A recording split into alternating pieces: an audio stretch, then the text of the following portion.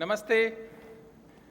भारत का मान और गौरव बढ़ाने वाले माननीय प्रधानमंत्री श्रद्धेय श्री नरेंद्र मोदी जी, श्री धर्मेंद्र प्रधान जी केंद्रीय शिक्षा, कौशल विकास एवं उद्यमिता मंत्री, और आज के समारोह में शताब्दी वर्ष समापन समारोह में आए आप सभी का मैं स्वागत करता हूं और अभिनंदन करता हूं।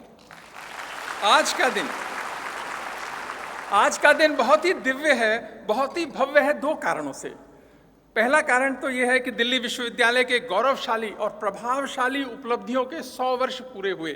इन 100 वर्षों में दिल्ली विश्वविद्यालय दिल्ली के हर घर में गया, हर मन में गया, देश के हर जिले में गया, हर तहसील में गया, और जितने संसार में देश हैं वहाँ पर दिल्ली विश्वविद्यालय के विद्यार्थी आपको कहीं ना कहीं मिलेंगे। और दूसरी जो सबसे और बड़ी उपलब्धि है वो है कि प्रधानमंत्री के पद को नई ऊंचाइयों पर ले जाने वाले आदरणीय नरेंद्र मोदी जी का आना एक ऐतिहासिक पल है और हम सब उस ऐतिहासिक पल के साक्षी बन रहे हैं। इसके लिए आप सभी को बहुत बहुत बधाई, ढेर सारी शुभकामनाएं। मेरे मन में भाव आ रहे हैं, मेरे मन में भाव आ रहा है कि ऐसे प्रधानमंत्री कहाँ मिलते हैं। इतनी मेहनत करने वाले, निडरता से निर्णय लेने वाले, दूसरों का दर्द समझने वाले, देश के लिए जीने वाले, अपना कुछ नहीं की भावना से औरों का हित करने वाले, भारत को मजबूत और सुरक्षित करने वाले, विकसित राष्ट्र बनाने का संकल्प लेने वाले ऐसे प्रधानमंत्री कहाँ मिलते हैं। मैं ईश्वर से प्रार्थना करता हूं कि इन्हें संभाल कर रखना और इन पर अपनी कृपा बनाए रखना, और आप सबसे भी आग्रह करता हूं कि इनका ध्यान रखना, क्योंकि ये अपना ध्यान कम रखते हैं। इसीलिए हमेशा याद रखना, ऐसे प्रधानमंत्री कहाँ मिलते हैं।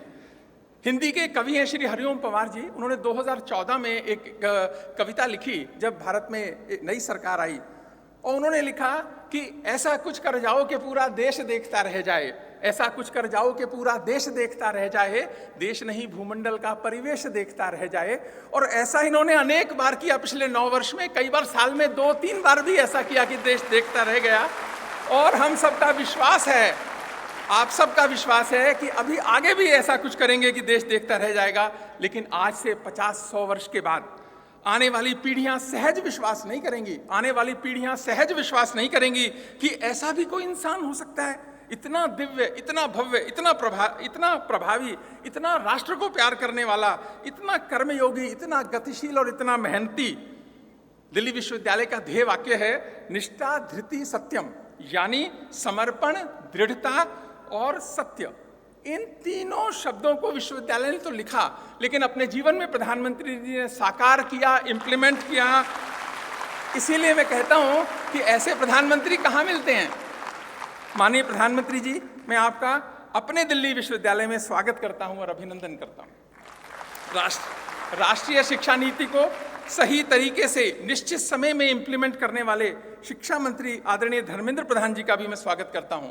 हायर एजुकेशन इंस्टीट्यूशंस में राष्ट्रीय शिक्षा नीति के प्रावधानों को लागू करना इतना सरल कहाँ था, लेकिन वो लागू की गई, उसके लिए मैं उनको बधाई भी देता हूं। प्रधानमंत्री जी ने मिशन मोड में रिक्रूटमेंट करने का आह्वान किया। आदरणीय शिक्षा मंत्री जी ने इसकी प्रोग्रेस की लगातार समीक्षा करी। दिल्ली विश्वविद्यालय ने दशकों के बाद 2200 टीचर्स को रिक्रूट किया। यहाँ बैठे अनेक नए टीचर्स को मैं बधाई देता हूँ, बहुत सारी शुभकामनाएं भी देता हूँ। उसके लिए माननीय प्रधानमंत्री जी का आभार। 100 वर्ष में जैसी जब देश की जरूरत थी, विश्वविद्यालय ने वैसे ही कार्य किया। प्लीज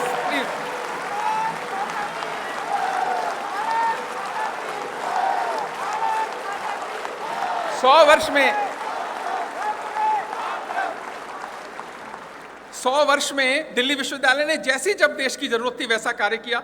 स्वतंत्रता संग्राम में क्रांतिकारी दिए, गांधीवादी दिए, और जब भारत स्वतंत्र हो गया तो जजेस दिए, साइंटिस्ट दिए, डॉक्टर्स दिए, इंजीनियर्स दिए, टीचर्स दिए, रिसर्चर्स दिए, लीडर्स दिए, ब्यूरोक्रेट्स दिए, बिजनेस पर्सन दिए, और सबसे बड़ी बात, देश को अच्छे नागरिक दिए।